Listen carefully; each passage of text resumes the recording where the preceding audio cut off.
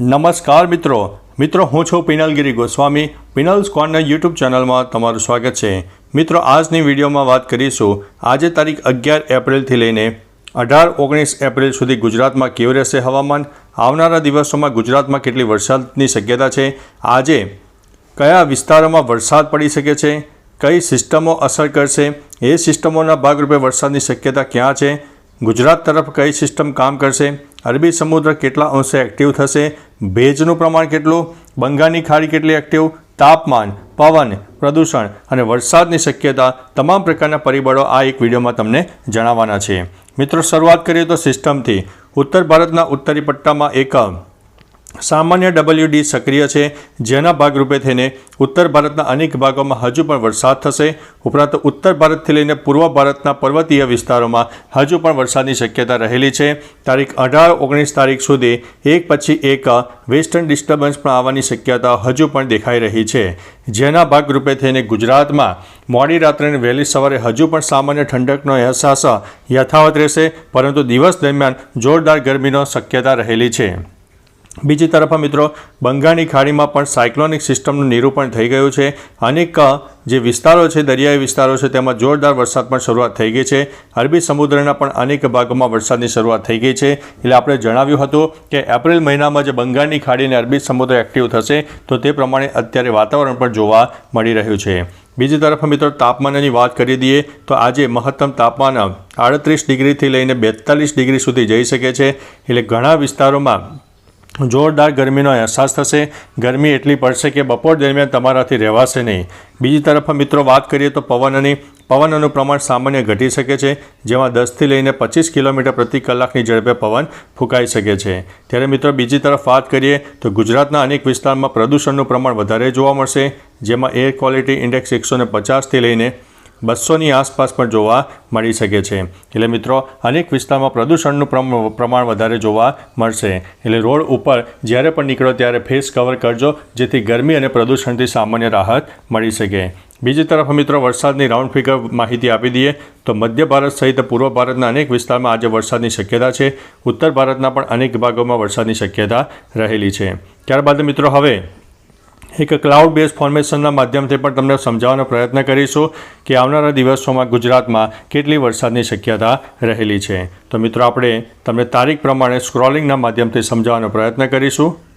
આજે તારીખ થઈ ગઈ છે મિત્રો 11 તારીખ। તો આજે મધ્ય ભારત અને પૂર્વ ભારતના અનેક વિસ્તારમાં વરસાદની શક્યતા છે।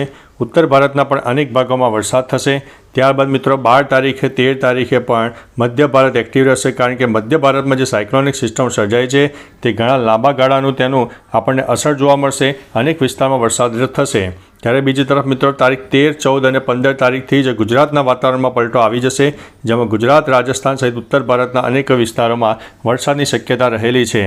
કયા વિસ્તારમાં વરસાદ થઈ શકે છે તો કચ્છ છે, ઉત્તર ગુજરાતના બનાસકાંઠા, સાબરકાંઠાના કોઈ વિસ્તારો, ઉપરાંત દાહોદ, મહીસાગર, છોટાઉદેપુર અને તેની આસપાસના વિસ્તારોમાં છાંટાછૂટી અથવા તો હળવા મધ્યમ વરસાદી ઝાપટા થઈ શકે છે। તારીખ 13, 14, 15, 16 આપણે ખાસ ગણીને ચાલવો, કારણ કે આ દિવસો દરમિયાન વાતાવરણમાં ઘણો બધો પલટો આવવાનો છે। અરબી સમુદ્રના ભેજવાળા પવનો, પાકિસ્તાન તરફની સાયક્લોનિક સિસ્ટમ અને ઉત્તર ભારતનું WD છે, તમામ પ્રકારના પરિબળો ગુજરાતને પણ અસર કરવાના છે, જેના ભાગરૂપે થઈને તારીખ કહી શકાય કે 13થી લઈને 16-17 તારીખનું જે સેશન છે તે ગુજરાતના અનેક વિસ્તારમાં હવામાનમાં પલટો આવે તેવી શક્યતા દેખાઈ રહી છે। ત્યારબાદ મિત્રો તારીખ 16-17 તારીખથી જ કહી શકાય કે પાકિસ્તાનમાં એક મજબૂત સાયક્લોનિક સિસ્ટમ સક્રિય થાય, જેના ભાગરૂપે થઈને વેસ્ટર્ન ડિસ્ટર્બન્સ ઉપરાંત સાયક્લોનિક સિસ્ટમ બંને સિસ્ટમોને અનુરૂપ થઈને ઉત્તર ભારત સહિત રાજસ્થાનના પણ અનેક ભાગોમાં વાતાવરણમાં પલટો આવે। ગુજરાતમાં પણ વાતાવરણમાં પલટો તારીખ 18 અને 19 તારીખની આસપાસ આવી શકે તેવી શક્યતા છે। હવે મિત્રો ગુજરાતમાં વરસાદની શક્યતા કેટલા અંશે વધુ છે તો મિત્રો એક પરિબળ એવું છે કે અરબી સમુદ્રના ભેજવાળા પવનો વધારે મળે, સાયક્લોનિક સિસ્ટમની અસર વધારે જણાય અને પવનનું પ્રમાણ જો થોડું ઓછું હોય તો વરસાદની શક્યતા વધુ છે, કારણ કે પવન જો વધારે હોય તો વરસાદી વાદળો છે તે ખેંચાઈ જતા હોય છે અને ગુજરાતમાં જે વરસાદની શક્યતા છે એ ધીમે ધીમે ઓછી પણ થતી જણાય છે।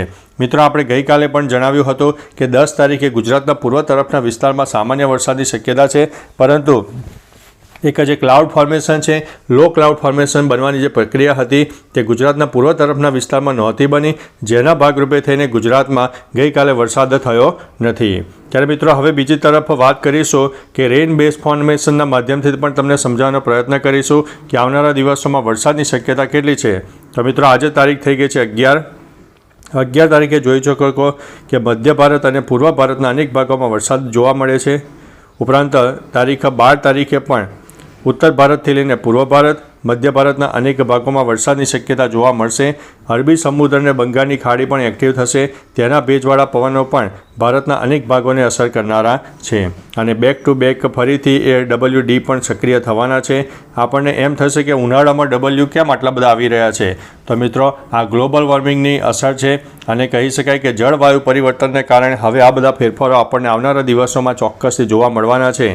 તારીખ 13, 14, 15 અને 16 તારીખની આસપાસ ફરીથી મજબૂત સિસ્ટમ સક્રિય થાય, જે ગુજરાત, રાજસ્થાન સહિત ઉત્તર ભારતના અનેક ભાગોને પ્રભાવિત કરી શકે તેવી સંભાવના દેખાઈ રહી છે.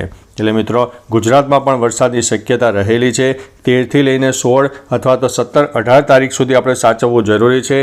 આ દિવસો દરમિયાન કચ્છ હોય, ઉત્તર ગુજરાતના અનેક ભાગો હોય, મધ્ય ગુજરાત હોય, દક્ષિણ ગુજરાતના પણ અનેક ભાગો હોય, સૌરાષ્ટ્રના પણ પશ્ચિમ તરફના વિસ્તારો હોય. એટલે મિત્રો થોડા સાવચેત રહેજો, એલર્ટ રહેજો. અનેક વિસ્તારમાં છાંટાછૂટી અથવા તો હળવા મધ્યમ વરસાદની શક્યતા રહેલી છે. અને એક પછી એક આપણને હજુ પણ એક સાયક્લોનિક સિસ્ટમનો માળો આપણને જોવા મળવાનો છે. પાકિસ્તાન તરફ મજબૂત સાયક્લોનિક સિસ્ટમ સર્જાશે. પાકિસ્તાનના તો અનેક ભાગોમાં 1 ઇંચથી લઈને 2 ઇંચથી પણ વધારે વરસાદ થઈ શકે છે. કમોસમી વરસાદથી જોરદાર નુકસાનીના પણ સમાચાર મળી રહ્યા છે. પરંતુ મિત્રો આ એક કુદરતી આફત કહી શકાય છે કે ઉનાળામાં પણ વરસાદની તીવ્રતા અત્યારે જોવા મળી રહી છે. ત્યારે મિત્રો આવું ને આવું વાતાવરણ તારીખ આપણને 18, 19 અને 20 તારીખ સુધી પણ એક વાતાવરણમાં પલટો આવી શકે છે. તો મિત્રો તમારા વિસ્તારમાં વાદળછાયું વાતાવરણ કેટલું છે, ગરમીનું પ્રમાણ કેટલું છે અને કોઈ વિસ્તારમાં છાંટાછૂટી થઈ હોય તો તમામ પ્રકારની માહિતી નીચે કમેન્ટમાં આપજો, જેથી અન્ય મિત્રો પણ જાણી શકે કે હા ચોક્કસથી ગુજરાતના વાતાવરણમાં પણ અનેક વિસ્તારમાં પલટો જોવા મળી રહ્યો છે. તો મિત્રો નવી ને નવી કોઈ સિસ્ટમ સક્રિય થશે અને અત્યારે જે સિસ્ટમ સક્રિય છે તેમાં કોઈ ફેરફાર થશે તો તમને તમામ પ્રકારની માહિતી આપતા રહીશું. તો ચાલો મિત્રો ફરીથી હવામાનની લેટેસ્ટ માહિતી લઈને મળતા રહીશું. ત્યાં સુધી અમને રજા આપશો. નમસ્તે.